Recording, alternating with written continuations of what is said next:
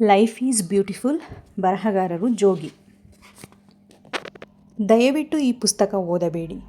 ಇದು ನನ್ನ ವಿನಂತಿ. ಹೀಗೆ ನಿಮ್ಮಲ್ಲಿ ವಿನಂತಿಸಿಕೊಳ್ಳಲು ಕಾರಣಗಳಿವೆ. ನನಗೆ ನಿಮ್ಮ ಜೊತೆ ತುಂಬ ಹೊತ್ತು ಮಾತಾಡುವ ಆಸೆ, ನಿಮಗೆ ಕತೆ ಹೇಳುವ ಆಸೆ, ನಿಮ್ಮ ಹಾಗೆ ಇದ್ದ ನನ್ನ ಅನುಭವಗಳನ್ನು ಹಂಚಿಕೊಳ್ಳುವ ಆಸೆ. ಒಂದು ವಯಸ್ಸಿನಲ್ಲಿ ಮನಸ್ಸು ವಿಚಿತ್ರವಾದ ತಳಮಳಗಳಿಗೆ ಒಳಗಾಗುತ್ತದೆ. ಸಂಜೆ, ಮಧ್ಯಾಹ್ನ, ಮುಂಜಾನೆಗಳು ಭಾರವಾಗಂತೆ ಭಾಸವಾಗುತ್ತದೆ. ಹೀಗೆ ಬದುಕಬೇಕಾ, ಇದರಿಂದ ಬಿಡುಗಡೆ ಇದೆಯಾ ಅಂತ ಅನ್ನಿಸತೊಡಗುತ್ತದೆ. ಅಂಥ ಹೊತ್ತಲ್ಲಿ ನಾನು ಪುಸ್ತಕಗಳ ಮೊರೆ ಹೋದೆ. ಪತ್ತೇದಾರಿ ಕಾದಂಬರಿಗಳಿಂದ ಪ್ರೇಮ ಕಾದಂಬರಿಗಳಿಗೆ, ಪ್ರೇಮ ಕಾದಂಬರಿಗಳಿಂದ ಥ್ರಿಲ್ಲರ್ಗಳಿಗೆ ವರ್ಗಾಂತರ ಹೊಂದುತ್ತಾ ಬಂದೆ. ಕೊನೆಗೆ ಬೇರೆಯೇ ಥರದ ಪುಸ್ತಕಗಳನ್ನು ಓದಲು ಆರಂಭಿಸಿದೆ. ಇವತ್ತು ನಾನು ಎಂಥ ಪುಸ್ತಕ ಕೊಟ್ಟರೂ ಓದಬಲ್ಲೆ. ಎಂಥ ಕಳಪೆ ಪುಸ್ತಕದಲ್ಲೂ ನನಗೆ ಬೇಕಾದ ಒಂದು ಸಾಲು ಸಿಕ್ಕೇ ಸಿಗುತ್ತದೆ ಎಂದು ನಂಬಿದವನು ನಾನು. ಎಂಥ ಕಸದ ತೊಟ್ಟಿಗೆ ಎಸೆದರೂ ಅಲ್ಲಿಂದ ಒಂದೆರಡು ಉಪಯುಕ್ತ ವಸ್ತುಗಳನ್ನು ಹೆಕ್ಕಬಹುದು ಎಂಬುದು ನನ್ನ ಭರವಸೆ. ನೀವು ಓದುತ್ತೀರೋ ಇಲ್ಲವೋ ನನಗೆ ಗೊತ್ತಿಲ್ಲ. ಓದುತ್ತೀರಿ ಎಂದು ನಂಬಿಕೊಂಡೇ ಬರೆಯುತ್ತೇನೆ. ಯಾರೋ ಪ್ರೇಮಿಗಳು ಬಂದು ಕೊಂಡುಕೊಳ್ಳುತ್ತಾರೆ ಎಂಬ ನಂಬಿಕೆಯಿಂದ ಕಲಾವಿದೆಯೊಬ್ಬಳು ಚಂದದ ಗ್ರೀಟಿಂಗು ಕಾರ್ಡುಗಳನ್ನು ತಯಾರು ಮಾಡುವ ಹಾಗೆ. ಬರೆಯುವುದನ್ನೇ ವೃತ್ತಿಯಾಗಿಸಿಕೊಂಡ ನಮ್ಮಂಥವರು ಬರೆಯುತ್ತಲೇ ಹೋಗುತ್ತೇವೆ. ನಿಮಗೆ ಅವು ಇಷ್ಟವಾದರೆ ಓದುತ್ತೀರಿ, ಇಲ್ಲವಾದರೆ ಕಲ್ಲಿಗೊಂದು ಹೂವಿಟ್ಟು ಮುಂದೆ ಹೋಗುತ್ತೀರಿ. ಒಂದೇ ಒಂದು ವಿನಂತಿ, ನೀವು ಈ ಕೆಳಗಿನ ವರ್ಗಕ್ಕೆ ಸೇರಿದವರಾಗಿದ್ದರೆ ದಯವಿಟ್ಟು ಈ ಪುಸ್ತಕವನ್ನು ಓದಬೇಡಿ. ದಿನಕ್ಕೆ 10 ಗಂಟೆಗಿಂತಲೂ ಹೆಚ್ಚು ಫೋನ್ನಲ್ಲಿ ಮಾತನಾಡುವವರು, ದಿನವಿಡೀ ಫೇಸ್ಬುಕ್ ನೋಡುತ್ತಾ ಕೂತಿರುವವರು, ಮಾತಿಗಿಂತ ವಾಟ್ಸಪ್ ಉತ್ತಮ ಎಂದು ನಂಬಿದವರು, ಸಿನಿಮಾ ಹಾಡುಗಳೇ ಜೀವನದ ಸರ್ವಸ್ವ ಎಂದುಕೊಂಡುವವರು. ಈ ಕೃತಿ ನಿಮಗಾಗಿ ಅಲ್ಲ. ನಿಮ್ಮ ಸಂತೋಷಗಳು ಬೇರೆಯೇ ಇವೆ ಎಂದು ನನಗೂ ಗೊತ್ತು. ನೀವು ಅದರಲ್ಲೇ ಸಂತೋಷಪಟ್ಟುಕೊಂಡಿರಿ. ಆದರೆ ಅದರಿಂದಾಚೆಗೂ ಸಂತೋಷ ಹುಡುಕುವ ಅಸಂಖ್ಯಾತರಿದ್ದಾರೆ. ಈಗಷ್ಟೇ ಓದಲು ಆರಂಭಿಸಿರುವ ಮಿತ್ರರಿದ್ದಾರೆ. ನಾನು ಏನೂ ಓದಬೇಕು ಅಂತ ಕೇಳುವ ತರುಣ ತರುಣಿಯರಿದ್ದಾರೆ. ಓದುವ ಹುಮ್ಮಸ್ಸು, ಹುರುಪು ತುಂಬುವಂಥ ಪುಸ್ತಕಗಳು ಬೇಕು ಎಂದು ಕೇಳುವವರಿದ್ದಾರೆ. ಓದಿನ ರುಚಿ ಬಲ್ಲವರಿಗಾಗಿ ಕೃತಿ ಬರೆಯುವುದು ಸುಲಭ. ಓದಲು ಶುರು ಮಾಡಬೇಕು ಅಂದುಕೊಂಡಿರುವ ಗೆಳೆಯರಿಗೋಸ್ಕರ ಬರೆಯುವುದು ಅನಿವಾರ್ಯ ಕರ್ಮ. ಈ ಪುಸ್ತಕ ಈಗಷ್ಟೇ ಓದು ಆರಂಭಿಸುತ್ತಿರುವ, ಮತ್ತಷ್ಟು ಓದಬೇಕು ಎಂದು ಆಸೆ ಪಡುತ್ತಿರುವ, ಓದದೇ ಜೀವನದ ಬಹುಮುಖ್ಯ ಸಂತೋಷವನ್ನು ಕಳಕೊಂಡಿದ್ದೇನೆ ಎಂದುಕೊಂಡಿರುವ ಅಕ್ಷರ ಪ್ರೇಮಿಗಳಿಗೋಸ್ಕರ. ಈ ಮೊದಲ ಹೆಜ್ಜೆ ನಿಮ್ಮನ್ನು ಮತ್ತಷ್ಟು ಗಾಢವಾದ ಕನ್ನಡ ಸಾಹಿತ್ಯದ ಅತ್ಯುತ್ತಮ ಕೃತಿಗಳನ್ನು ಓದುವುದಕ್ಕೆ ಪ್ರೇರಣೆಯಾಗುತ್ತದೆ ಎಂಬುದು ನನ್ನ ನಂಬಿಕೆ.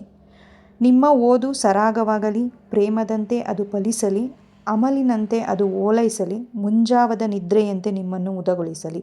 Happy reading. ಜೋಗಿ.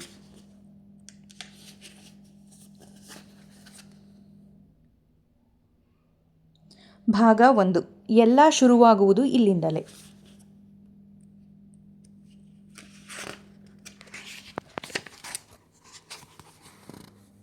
ಒಂದು ಚಂದದ ಕಥೆಯೊಂದಿಗೆ ಶುರು ಮಾಡೋಣ. ಸಣ್ಣಗೆ ಸದ್ದಾಯಿತು. ಶ್ರವಣಕುಮಾರನ ಕಿವಿ ಚುರುಕಾಯಿತು. ಇನ್ನೇನು ಮಲಗೋದಕ್ಕೆ ಸನ್ನದ್ಧನಾಗುತ್ತಿದ್ದ ಶ್ರವಣನಿಗೆ ಆ ಸಣ್ಣ ಸದ್ದು ಸ್ಪಷ್ಟವಾಗಿಯೇ ಕೇಳಿಸಿತು. ಬೀದಿಯಲ್ಲಿ ಕೊನೆಯಲ್ಲಿದ್ದ ಮನೆ. ಅಪರಿಚಿತರು ಆ ಬೀದಿಗೆ ಬರುವುದು ಕಡಿಮೆ. ಬೀದಿಯ ಆರಂಭದಲ್ಲೇ ಡೆಡ್ ಎಂಡ್ ಎಂದು ಬೋರ್ಡ್ ಹಾಕಿದ್ದಾರೆ. ಹೀಗಾಗಿ ಆ ಬೀದಿಗೆ ಸಂಬಂಧಪಟ್ಟವರಲ್ಲದೆ ಮತ್ಯಾರೂ ಸಾಮಾನ್ಯವಾಗಿ ಆ ರಸ್ತೆಗೆ ವಾಹನ ನುಗ್ಗಿಸುವುದಿಲ್ಲ. ಆ ರಸ್ತೆ ಸಾಕಷ್ಟು ಕಿರಿದಾಗಿಯೇ ಇತ್ತು. ತಪ್ಪಿ ಕಾರು ನುಗ್ಗಿಸಿದರೆ ತಿರುಗಿಸಿಕೊಂಡು ವಾಪಸ್ಸು ಹೋಗುವುದಕ್ಕೆ ಸಾಧ್ಯವೇ ಇರಲಿಲ್ಲ. ಕಾರ್ ಡ್ರೈವರ್ ಕಾರನ್ನು ಬೀದಿಯುದ್ದಕ್ಕೂ ರಿವರ್ಸು ಒಯ್ಯಬೇಕಿತ್ತು. ಹೀಗಾಗಿ ಆ ರಸ್ತೆಗೆ ನುಗ್ಗುವ ಮುಂಚೆ ಎಂಥ ಪರಿಣಿತ ಡ್ರೈವರ್ಗಳು ಕೂಡ ಒಂದು ಕ್ಷಣ ಯೋಚಿಸುತ್ತಿದ್ದರು. ಯಾರಾದರೂ ಇರಲಿ ಎಂದು ಶ್ರವಣಕುಮಾರ ಲೈಟ್ ಆಫ್ ಮಾಡಿದ. ದಿಂಬಿಗೆ ತಲೆಯಿಡುತ್ತಿದ್ದಂತೆ ಮೊದಲ ಸಲಕ್ಕಿಂತ ಕೊಂಚ ಜೋರಾಗಿಯೇ ಸದ್ದು ಕೇಳಿಸಿತು. ಶ್ರವಣಕುಮಾರ ಆಲಿಸಿದ. ಯಾರೋ ಗೇಟು ತಟ್ಟುತ್ತಿರುವುದು ಸದ್ದು. ತಾನು ಗೇಟಿಗೂ ಬೀಗ ಹಾಕಿದ್ದೇನೆ. ಗೇಟಿನ ಪಕ್ಕದಲ್ಲಿರುವ ಕಾಲಿಂಗ್ ಬೆಲ್ಲು ಕೆಟ್ಟು ಹೋಗಿದೆ. ಇಷ್ಟು ಹೊತ್ತಿಗೆ ಮನೆಗೆ ಬರುವವರು ಯಾರು? ಊರಿಗೆ ಹೋದ ಹೆಂಡತಿ ಮಕ್ಕಳು ಬಂದಿರಲಿಕ್ಕಿಲ್ಲ. ಸಹೋದ್ಯೋಗಿಗಳೋ ಗೆಳೆಯರೋ ಆ ಅಪರಾತ್ರಿಯಲ್ಲಿ ಬಂದು ತೊಂದರೆ ಕೊಡುವುದಿಲ್ಲ. ಅಕ್ಕಪಕ್ಕದ ಮನೆಯವರು ಬರುವುದಕ್ಕಂತೂ ಸಾಧ್ಯವೇ ಇಲ್ಲ. ಅವರೊಂದಿಗೆ ಅಂಥ ಬಳಕೆ ಏನೂ ಇಲ್ಲ. ಕಳ್ಳರೋ ಕೊಲೆಗಡುಕರೇನೋ ಆಗಿರಬಹುದಾ? ಶ್ರವಣಕುಮಾರ ಮೊಬೈಲ್ ನೋಡಿಕೊಂಡ. 11:40. ಬಹುಶಃ ಯಾರೋ ದಾರಿ ತಪ್ಪಿ ಬಂದಿರಬಹುದಿರಬೇಕು. ಅವರ ಕಾರು ಟರ್ನ್ ಮಾಡುವುದಕ್ಕೆ ಆಗದೆ ಪರದಾಡುತ್ತಿರಬಹುದು. ಒಂಚೂರು ಗೇಟ್ ತೆಗೀರಿ ಸರ್, ಕಾರ್ ಟರ್ನ್ ಮಾಡ್ಕೋತೀನಿ ಅಂತ ಕೇಳಿಕೊಳ್ಳೋದಕ್ಕೆ ಬಂದವರಾಗಿರಬಹುದು. ಅಂಥವರಿಗೆಲ್ಲ ಶ್ರವಣಕುಮಾರ ಬಾಗಿಲು ತೆರೆಯುವುದಿಲ್ಲ. 4 ಜನ ಗೇಟು ಕುಟ್ಟಿ ಹೊರಟು ಹೋಗುತ್ತಾರೆ ಅಂತ ಶ್ರವಣಕುಮಾರ ಹಾಸಿಗೆ ಅಂಚಿನಲ್ಲಿ ಕುಳಿತುಕೊಂಡು ಕಾದ. ಶ್ರವಣಕುಮಾರ ಕಟ್ಟುನಿಟ್ಟಿನ ಮನುಷ್ಯ. ಜೀವನದಲ್ಲಿ ಎದುರಾಗುವ ಸಂಕಷ್ಟಗಳಿಗೆ ನಾವೇ ಹೊಣೆ ಮತ್ತು ಅದನ್ನು ನಾವೇ ಅನುಭವಿಸಬೇಕು ಎಂದು ನಂಬಿದವನು. ಬಡತನ ಮತ್ತು ಅಜ್ಞಾನಕ್ಕೆ ನಾವೇ ಕಾರಣ, ನಮ್ಮ ಸೋಮಾರಿತನವೇ ನಮ್ಮನ್ನು ಬಡವರನ್ನಾಗಿ ಮಾಡಿದೆ ಎಂದು ನಂಬಿದ್ದ. ಹೀಗಾಗಿ ಬಡವರ ಬಗ್ಗೆ ಆತನಿಗೆ ಅನುಕಂಪ ಇರಲಿಲ್ಲ, ಸಿಟ್ಟಿತ್ತು. ಯಾರಾದರೂ ಸಾಲ ಕೇಳಲು ಬಂದರೆ ಅವರನ್ನು ಟೀಕಿಸುತ್ತಿದ್ದ. ಯಾರಾದರೂ ಭಿಕ್ಷೆ ಕೇಳಲು ಬಂದರೆ ಕೆಲಸ ಕೊಡುತ್ತೇನೆ ಅನ್ನುತ್ತಿದ್ದ. ಮದುವೆ, ತೀರ್ಥಯಾತ್ರೆ ಎಂದೆಲ್ಲ ಹಣ ಖರ್ಚು ಮಾಡುವವರನ್ನು ಬೈಯುತ್ತಿದ್ದ. ತುಂಬ ಶಿಸ್ತಿನಿಂದ ಬದುಕುತ್ತಿದ್ದ. ತನ್ನದಲ್ಲದ ಏನನ್ನೂ ಮುಟ್ಟುತ್ತಿರಲಿಲ್ಲ, ಬೇರೆಯವರಿಗೆ ತನ್ನದೇನನ್ನೂ ಕೊಡುತ್ತಿರಲಿಲ್ಲ. ಸಮಯ ಪಾಲನೆಗೆ ಹೆಸರಾಗಿದ್ದ. ಮಲಗಿ ಸಮಯ ಕಳೆಯುವುದು ಮೂರ್ಖತನ ಎಂದು ನಂಬಿದ್ದರಿಂದ ರಾತ್ರಿ 11:30 ತನಕ ತನ್ನ ವ್ಯವಹಾರಕ್ಕೆ ಸಂಬಂಧಿಸಿದ ಕೆಲಸ ಮಾಡುತ್ತಿದ್ದ. ಬೆಳಗ್ಗೆ 5 ಗಂಟೆಗೆ ಎದ್ದು ವಾಕಿಂಗ್ ಮಾಡುತ್ತಿದ್ದ. ಆವತ್ತು ಕೂಡ ಡೈರಿ ಬರೆದಿಟ್ಟು ಮಾರನೇ ದಿನ ಏನೇನು ಮಾಡಬೇಕು ಅಂತ ಗುರುತು ಹಾಕಿಕೊಂಡು ಮಲಗುವ ಸಿದ್ಧತೆಯಲ್ಲಿದ್ದವನಿಗೆ ಗೇಟು ತಟ್ಟಿದ ಸದ್ದು ಕೇಳಿಸಿತ್ತು. ಮತ್ತೆ ಅವರು ಗೇಟು ತಟ್ಟುವುದಿಲ್ಲ ಎಂದು ಖಾತ್ರಿಯಾಗುವಷ್ಟು ಹೊತ್ತು ಸದ್ದಾಗಲಿಲ್ಲ. ಶ್ರವಣಕುಮಾರ ನೀರು ಕುಡಿದು ಇನ್ನೇನು ಮಲಗಬೇಕು ಅನ್ನುವಷ್ಟರಲ್ಲಿ ಮತ್ತೆ ಗೇಟು ತಟ್ಟಿದ ಸದ್ದು. ಹಾಸಿಗಿಂದ ಎದ್ದು ಬಾಲ್ಕನಿಯ ಡೋರ್ ತೆಗೆದು ಲೈಟು ಹಾಕದೆ ಅಲ್ಲಿಂದಲೇ ಕೆಳಗೆ ನೋಡಿದ. ಅವನು ನಿಂತ ಜಾಗದಿಂದ ಗೇಟು ಕಾಣಿಸುತ್ತಿರಲಿಲ್ಲ. ಗೇಟಿನ ಹತ್ತಿರ 2-3 ನಿಂತಿತ್ತು. ಅವರ ಕಣ್ಣಿಗೆ ಕಾಣಿಸುತ್ತಿರಲಿಲ್ಲ. ಅವರ ನೆರಳು ಮಾತ್ರ ರಸ್ತೆಗೆ ಬಿದ್ದಿತ್ತು. ಒಬ್ಬ ತೆಳ್ಳಗಿದ್ದ, ಮತ್ತೊಬ್ಬ ಸಾಮಾನ್ಯ ದಪ್ಪಗಿದ್ದ, ಇನ್ನೊಬ್ಬ ತೀರಾ ದಪ್ಪಗಿದ್ದಂತಿತ್ತು. ಕೈಯಲ್ಲಿ ಏನೇನೋ ಹಿಡ್ಕೊಂಡಂತಿತ್ತು. ಶ್ರವಣಕುಮಾರ ಅವರಿಗೆ ಕಾಣಿಸದ ಹಾಗೆ ಬಾಲ್ಕನಿಯಿಂದ ನೋಡುತ್ತಿದ್ದಂತೆ ಅವರು ಮತ್ತೊಮ್ಮೆ ಗೇಟು ತಟ್ಟಿದರು. ಇಷ್ಟು ಹೊತ್ತಿಗೆ ಬಂದವರು ಯಾರಿರಬಹುದು? ಅವರಿಗೆ ಬಾಗಿಲು ತೆಗೆಯಲೋ ಬೇಡವೋ? ಅವರು ದರೋಡೆಕೋರರೋ ಕೊಲೆಗಾರರೋ ಆಗಿದ್ದರೆ ಏನು ಮಾಡುವುದು? ಸುಮ್ಮನಿದ್ದರೆ ಅವರು ಹೊರಟು ಹೋಗಬಹುದಾ? ಹೋಗದೇ ಇದ್ದರೆ? ಅವರು ಹೊರಟು ಹೋದರೂ ಅಪರಾತ್ರಿಯಲ್ಲಿ ಬಂದವರು ಯಾರು ಎಂಬ ಕುತೂಹಲದಿಂದ ನಿದ್ದೆ ಬರುತ್ತದೆಯೇ? ಖಂಡಿತ ಇಲ್ಲ. ಯಾರು ಅಂತ ನೋಡಿಬಿಡಲೇಬೇಕಿತ್ತು ಎಂಬುದು ತಲೆಯನ್ನು ಕೊರೆಯುತ್ತಲೇ ಇರುತ್ತದೆ. ಅದರ ಬದಲು ನೋಡಿಬಿಡುವುದೇ ವಾಸಿ. ಶ್ರವಣಕುಮಾರ ಸುತ್ತಲೂ ನೋಡಿದ. ಬೀದಿ ಅಷ್ಟೇನು ನಿರ್ಜನವಾಗಿರಲಿಲ್ಲ. 3ನೇ ಮನೆಯ ಕೇದಾರ ಯಾರೋ ಜೊತೆಗೋ ಫೋನ್ನಲ್ಲಿ ಮಾತಾಡುತ್ತಾ ಟೆರೇಸಿನಲ್ಲಿ ವಾಕಿಂಗ್ ಮಾಡುತ್ತಿದ್ದ. ಬೆಳಗ್ಗೆ ಎದ್ದು ರಂಗೋಲಿ ಹಾಕಲು ಸೋಮಾರಿತನ ಮಾಡುವ ನಿರ್ಮಲಾ ವರ್ಮ ಮನೆ ಮುಂದೆ ರಂಗೋಲಿ ಬಿಡುತ್ತಿದ್ದಳು. ಪಾನಿಪೂರಿ ಗಾಡಿಯ ಪಳಲಿಸ್ವಾಮಿ ಗಾಡಿ ತಳ್ಳಿಕೊಂಡು ರಸ್ತೆಯ ತುದಿಯಲ್ಲಿ ಬರುತ್ತಿದ್ದ. ಯಾರೆಂದು ನೋಡಿಯೇ ಬಿಡೋಣ, ತಲೆಹರಟೆಗಳೇನಾದರೂ ಆಗಿದ್ದರೆ ಬೈದು ಅಟ್ಟಿದರಾಯಿತು. ನೆಂಟರೋ ಇಷ್ಟರೋ ಆಗಿದ್ದರೆ ಹೋಟೆಲಿಗೆ ಫೋನ್ ಮಾಡಿ ರೂಮು ಬುಕ್ ಮಾಡಿ ಕಳಿಸಿಕೊಟ್ಟರಾಯಿತು. ಇಷ್ಟು ಹೊತ್ತಿಗೆ ಮನೆಗೆ ಬಂದು ತೊಂದರೆ ಕೊಡಬಾರದು ಎಂದು ಪ್ರಜ್ಞೆ ಕೂಡ ಇಲ್ಲದವರ ಮಧ್ಯೆ ಬದುಕಬೇಕಾಗಿ ಬಂತಲ್ಲ ಅಂತ ಒಳಗೊಳಗೆ ಸಿಟ್ಟುಗೊಳ್ಳುತ್ತಲೇ ಶ್ರವಣಕುಮಾರ ಕೆಳಗಿಳಿದು ಬಂದು ಬಾಗಿಲು ತೆರೆದ. ಗೇಟಿನ ಮುಂದೆ 3 ನಿಂತಿದ್ದರು. ನೋಡುವುದಕ್ಕೆ ಸಜ್ಜನರಂತೆ ಕಾಣುತ್ತಿದ್ದರು. ಶ್ರವಣಕುಮಾರನನ್ನು ನೋಡುತ್ತಿದ್ದಂತೆ ನಮಸ್ಕಾರ ಅಂದರು. ಒಳಗೆ ಬರಬಹುದಾ ಅಂತ ಮತ್ತೊಬ್ಬ ಕೇಳಿದ. ಶ್ರವಣಕುಮಾರ ನೀವ್ಯಾರು ಅಂತ ಕೇಳುತ್ತಿದ್ದಂತೆ ಅವರಲ್ಲೊಬ್ಬ ಒಳಗೆ ಕೂತು ಮಾತಾಡೋಣವೇ, ಬೀದಿಯಲ್ಲೇ ಎಲ್ಲ ಆಗಬೇಕೇ ಎಂದು ಆಜ್ಞಾಪಿಸುವ ದನಿಯಲ್ಲಿ ಕೇಳಿದ್ದು ಶ್ರವಣಕುಮಾರನಿಗೆ ಸರಿ ಬರಲಿಲ್ಲ. ಆದರೆ ಅವರ ದನಿ ಎಷ್ಟು ಗಂಭೀರವಾಗಿತ್ತು ಎಂದರೆ ಬೇಡ ಅಂತ ಹೇಳುವುದಕ್ಕೂ ಶ್ರವಣಕುಮಾರನಿಗೆ ಧೈರ್ಯ ಬರಲಿಲ್ಲ. ಅದೇನಾಗುತ್ತೋ ಆಗಲಿ ಅಂದುಕೊಂಡು ಗೇಟಿನ ಬೀಗ ತೆಗೆದು ಕಮಿನ್ ಅಂತ ಅವರನ್ನು ಕರೆದ. 3 ಒಳಗೆ ಬಂದು ಸೋಫಾದಲ್ಲಿ ಕುಳಿತುಕೊಂಡರು. ಒಬ್ಬ ತನ್ನ ಕೈಯಲ್ಲಿದ್ದ ಪುಸ್ತಕ ಬಿಡಿಸಿ ಅದರ ಒಂದು ಪುಟವನ್ನು ಪಕ್ಕದಲ್ಲಿದ್ದವನಿಗೆ ತೋರಿಸಿದ. ಅವನು ಆ ಪುಟದ ಮೇಲೆ ಕಣ್ಣಾಡಿಸಿ ಅದರಲ್ಲಿರುವ ವಿವರಗಳನ್ನೆಲ್ಲ ಮನಸ್ಸಿಗೆ ತಂದುಕೊಂಡಂತೆ ಶ್ರವಣಕುಮಾರನಿಗೆ ಅನ್ನಿಸಿತು. ಅವರನ್ನು ನೋಡುತ್ತಾ ಶ್ರವಣಕುಮಾರನಿಗೆ ಇನ್ನೇನೋ ಹೊಳೆಯಿತು. ಅವರು ನೆರಳಲ್ಲಿ ಕಂಡಂತೆ ಇರಲಿಲ್ಲ. ಬಾಲ್ಕನಿಯಲ್ಲಿ ನೋಡಿದ ನೆರಳಲ್ಲಿ ಒಬ್ಬ ತೆಳ್ಳಗೂ ಮತ್ತಿಬ್ಬರು ದಪ್ಪಕ್ಕೂ ಇದ್ದಂತೆ ಕಂಡಿದ್ದರು. ಈಗ ನೋಡಿದರೂ ಯಾರೂ ಅಂಥ ದಪ್ಪ ಏನಿಲ್ಲ. ಹಾಗಿದ್ದರೆ ಅಲ್ಲಿ 6 ಮಂದಿ ಇದ್ದಿರಬಹುದಾ? ಸಜ್ಜನರಂತೆ ಕಾಣುವ 3 ಒಳಗೆ ಕಳಿಸಿ 3 ದುಷ್ಟರು ಹೊರಗಡೆಯೇ ಕೂತು ಕಾಯುತ್ತಿರಬಹುದಾ? ಇವರು ಸನ್ನೆ ಮಾಡಿದ ಕ್ಷಣ ಅವರು ಒಳಗೆ ಬಂದು ತನ್ನನ್ನು ಸಾಯಿಸಬಹುದಾ? ಅಂಥದ್ದೊಂದು ಹುನ್ನಾರ ಹುಟ್ಟಿಕೊಂಡೇ ಇವರೆಲ್ಲ ಬಂದಿರಬಹುದಾ? ನೋಡಿ, ನೀವ್ಯಾರೋ ನನಗೆ ಗೊತ್ತಿಲ್ಲ. ಇಷ್ಟು ಹೊತ್ತಲ್ಲಿ ಬಂದು ಗೇಟು ಸದ್ದು ಮಾಡಿದ್ದು, ಒಳಗೆ ಬಂದು ಮಾತಾಡ್ತೀವಿ ಅಂತ ಹೇಳಿದ್ದು ನನಗೆ ಒಂಚೂರೂ ಇಷ್ಟವಾಗಲಿಲ್ಲ. ನಾನು ಶಿಸ್ತಿನ ಮನುಷ್ಯ. ಎಲ್ಲದಕ್ಕೂ ಹೊತ್ತು ಗೊತ್ತು ಅನ್ನೋದಿರುತ್ತದೆ. ನೀವು ಯಾವುದೋ ಹೊತ್ತಲ್ಲಿ ಬಂದು ಮಾತಾಡಬೇಕು ಅಂದರೆ ನಾನು ಒಪ್ಪಿಕೊಳ್ಳಬೇಕಾಗಿಲ್ಲ. ಅದೇನು ಹೇಳಬೇಕೋ ಬೇಗ ಹೇಳಿ, ಇಲ್ಲಾಂದರೆ ನಾಳೆ ಬೆಳಗ್ಗೆ 10:30 ಆಫೀಸ್ಗೆ ಬನ್ನಿ. ಅಷ್ಟು ಹೇಳುತ್ತಿದ್ದಂತೆ ಬಂದವರ ಪೈಕಿ ಒಬ್ಬ ಮುಗುಳ್ನಕ್ಕ. ಪಕ್ಕದಲ್ಲಿದ್ದವನ ಮುಖ ನೋಡಿದ. ನೀವು ಶ್ರವಣಕುಮಾರ್ ತಾನೇ ಅಂದ.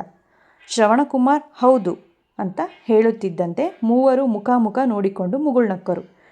ದಪ್ಪಗಿದ್ದವನು ಗಂಭೀರವಾಗಿ ಹೇಳಿದ, ನಿಮ್ಮ ಮನೆ ಹುಡುಕೋದು ತುಂಬ ಕಷ್ಟವಾಯಿತು. ಈಗಂತೂ ಒಂದೊಂದು ರಸ್ತೆಯಲ್ಲೂ ಸಾವಿರಾರು ಕಟ್ಟಡಗಳು, ಒಂದೊಂದು ಕಟ್ಟಡದಲ್ಲೂ ನೂರಾರು ಮನೆಗಳು. ನಾವು 5:15 ಇಲ್ಲಿರಬೇಕಿತ್ತು. ಆದರೆ ವಿಳಾಸ ಸಿಗದೆ ತಡವಾಗಿ ಬಂದೆವು. ಅಷ್ಟಕ್ಕೂ ನಮಗೆ ಸಮಯದ ಪರಿವೇ ಇಲ್ಲ. ನಾವು ಎಷ್ಟು ಹೊತ್ತಿಗೆ ಬೇಕಿದ್ದರೂ ಬರಬಹುದು, ಹೇಗೆ ಬೇಕಿದ್ದರೂ ಬರಬಹುದು, ಯಾರ ಮನೆಗೆ ಬೇಕಿದ್ದರೂ ಬರಬಹುದು. ಅದನ್ನು ಯಾರೂ ಪ್ರಶ್ನೆ ಮಾಡೋ ಹಾಗಿಲ್ಲ. ಅಷ್ಟು ಹೇಳಿ ಅವರ ರೂಪ ಬದಲಾಯಿಸಿಕೊಂಡರು. ದಪ್ಪಗಿದ್ದವನ ಪ್ಯಾಂಟು ಶರ್ಟು ಮಾಯವಾಗಿ ಆ ಜಾಗದಲ್ಲಿ ದಟ್ಟಿ ಪಂಚೆ ಬಂತು. ಕೈಗೆ ಉಂಗುರಗಳು ಬಂದವು. ಮೀಸೆ ಬೆಳೆಯುತ್ತಾ ಹೋಯಿತು. ತಲೆಗೊಂದು ಕಿರೀಟ ಬಂತು. ತೋಳಿಗೆ ತೋಳುಬಂದಿ, ಕೈಗೆ ಕಡಗ, ಸೊಂಟಕ್ಕೆ ಡಾಬು ಬಂತು. ಶ್ರವಣಕುಮಾರ ನೋಡುತ್ತಿದ್ದಂತೆ ಅವನು ಯಮನಂತೆ ಕಾಣತೊಡಗಿದ. ಶ್ರವಣಕುಮಾರ ಬೆಚ್ಚಿಬಿದ್ದು ಕೊಂಚ ತಡವರಿಸುತ್ತಾ ಯಮ ಅಂತ ಗೊಣಗಿದ. ಹೌದು, ನಾನು ಯಮ. ಇವನು ಚಿತ್ರಗುಪ್ತ. ಇವನು ನಮ್ಮ ಸಹಾಯಕ. ನಿನ್ನ ಆಯಸ್ಸು ಮುಗಿದಿದೆ. ನಿನ್ನ ಪ್ರಾಣ ಒಯ್ಯುವುದಕ್ಕೆಂದೇ ಬಂದಿದ್ದೇವೆ. ಆಗಲೇ ಹೇಳಿದ ಹಾಗೆ ತಡವಾಗಿದೆ. ನಡಿ ಹೊರಡೋಣ. ಚಿತ್ರಗುಪ್ತರೇ, ಎಲ್ಲವನ್ನು ಸರಿಯಾಗಿ ನೋಡಿಕೊಳ್ಳಿ. ಪ್ರಶ್ನೆಗಳೇನಾದರೂ ಇದ್ದರೆ ಕೇಳಿಕೊಳ್ಳಿ ಅಂತ ಯಮ ಸಹಾಯಕನ ಮುಖ ನೋಡಿದ. ಸಹಾಯಕ ಎದ್ದು ನಿಂತ. ಶ್ರವಣಕುಮಾರನಿಗೆ ಇದ್ದಕ್ಕಿದ್ದಂತೆ ಎಲ್ಲವೂ ನಶ್ವರ ಅನ್ನಿಸುವುದಕ್ಕೆ ಶುರುವಾಯಿತು. ಈ ಜಗತ್ತು, ತನ್ನ ಸಂಪಾದನೆ, ಪ್ರೀತಿಸುವ ಹೆಂಡತಿ, ಅಕ್ಕರೆಯ ಮಗ, ಬಿಟ್ಟಿರಲಿಕ್ಕೇ ಆಗದಂಥ ಮಗಳು, ಬ್ಯಾಂಕಿನಲ್ಲಿರುವ ಫಿಕ್ಸೆಡ್ ಡಿಪಾಸಿಟ್ಟು, ಪಕ್ಕದ ಬೀದಿಯಲ್ಲಿ ಕೊಂಡುಕೊಂಡ ಹೊಸ ಸೈಟು, ಕನಕಪುರ ರಸ್ತೆಯಲ್ಲಿರುವ ಫಾರ್ಮ್ ಹೌಸು, ಬ್ಯಾಂಕಿನ ಲಾಕರ್ನಲ್ಲಿರುವ ಒಡವೆ, ಕಂಪ್ಯೂಟರಲ್ಲಿ ಬಿದ್ದಿರುವ ಷೇರು ಸರ್ಟಿಫಿಕೇಟು, ಮೊನ್ನೆ ಸಿಕ್ಕ ವಿದೇಶಿ ಕಂಪನಿಯ ದೊಡ್ಡ ಆರ್ಡರ್, ಇವತ್ತೋ ನಾಳೆಯೋ ರಿನೀವಲ್ ಆಗಿ ಬರಬೇಕಾಗಿರುವ ಪಾಸ್ಪೋರ್ಟು, ಬೆಳಗ್ಗೆಯಷ್ಟೇ ಕೊಂಡಿರುವ ಐಫೋನ್ 6 ಪ್ಲಸ್, 3 ತಿಂಗಳ ಹಿಂದೆ ಕುದುರಿರುವ ನಯನಾಡ ಸ್ನೇಹ, ಎಲ್ಲವನ್ನೂ ಬಿಟ್ಟು ಹೋಗಬೇಕಾ? ಈ ಯಮ ಇಷ್ಟು ಬೇಗ ಬಂದು ಕೂತು ಬಿಟ್ಟೆನಾ? ಯಾವ ಸೂಚನೆಯೂ ಇಲ್ಲದೆ ಇವನು ಬಂದು ಬಿಡುತ್ತಾನಾ? ತನ್ನ ಕಟ್ಟುನಿಟ್ಟು, ಶಿಸ್ತು, ನಿಯಮಗಳು, ಬೀಗ ಹಾಕಿರುವ ಗೇಟು, ನಿನ್ನ ಹೃದಯ, ಕಿಡ್ನಿ, ಶ್ವಾಸಕೋಶ, ಲಿವರ್ ಸುಸ್ಥಿತಿಯಲ್ಲಿದೆ ಅಂತ ಪ್ರಸಿದ್ಧ ಡಾಕ್ಟರು ಕೊಟ್ಟ ಸರ್ಟಿಫಿಕೇಟು, ತಿರುಪತಿ ದೇವಸ್ಥಾನಕ್ಕೆ ಹೋಗಿ ಬಂದ ಪುಣ್ಯ, ಕಾವೇರಿ ನದಿ ತಣ್ಣೀರಿನಲ್ಲಿ ಬೆಳಂಬೆಳಗ್ಗೆ ಸ್ನಾನ ಮಾಡಿದ್ದು, ಅಪ್ಪ ಅಮ್ಮ ಇಬ್ಬರು 88 ವರ್ಷ ಬದುಕಿದ್ದು, ಯಾವುದೂ ತನ್ನನ್ನು ಬದುಕಿಸಲಾರದ? ತಾನು ಇನ್ನೇನೋ ಮಾಡಬೇಕು, ಮತ್ತೇನೋ ಸಾಧಿಸಬೇಕು ಅಂತ ಕನಸು ಕಾಣುತ್ತಿರುವ ಹೊತ್ತಲ್ಲಿ ಈ ಯಮ ಇದ್ದಕ್ಕಿದ್ದ ಹಾಗೆ ಬಂದು ಹೊರಡು ಅಂತ ಹೇಳಬಹುದಾ? ಶ್ರವಣಕುಮಾರನಿಗೆ ಕಣ್ಣು ಕತ್ತಲೆ ಬಂದ ಹಾಗಾಯಿತು. ತನ್ನ ಬದುಕಿನ ದಾರಿ ಕಣ್ಣು ಮುಂದೆ ಬಂದು ಹೋಯಿತು.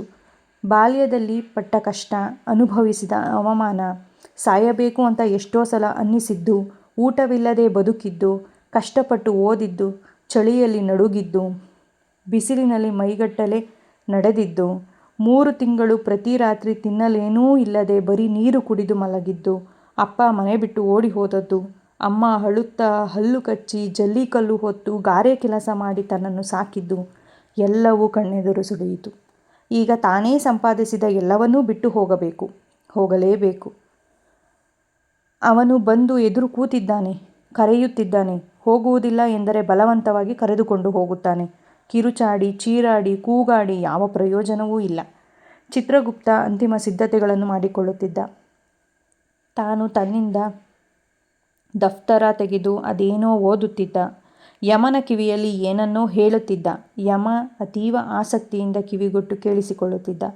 ಅವರು ಮಾತನಾಡುತ್ತಿರುವುದನ್ನು ನೋಡುತ್ತಿದ್ದ ಶ್ರವಣಕುಮಾರನಿಗೆ ನನ್ನನ್ನು ಬದುಕಲು ಬಿಡಿ, ಇನ್ನೊಂದು 10 ವರ್ಷ ಬಿಟ್ಟು ಬನ್ನಿ ಎಂದು ಕೇಳಿಕೊಳ್ಳಬೇಕು ಅನ್ನಿಸಿತು.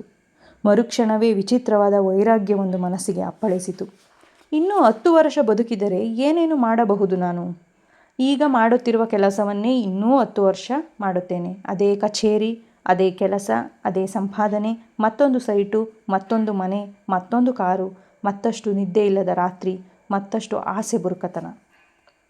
ಬದುಕಿಗೆ ವರ್ಷಗಳು ಸೇರುತ್ತಾ ಹೋಗುತ್ತವೆ. ಶ್ರವಣಕುಮಾರನಿಗೆ ಎಷ್ಟೀಗ ಕೇಳುತ್ತಾರೆ.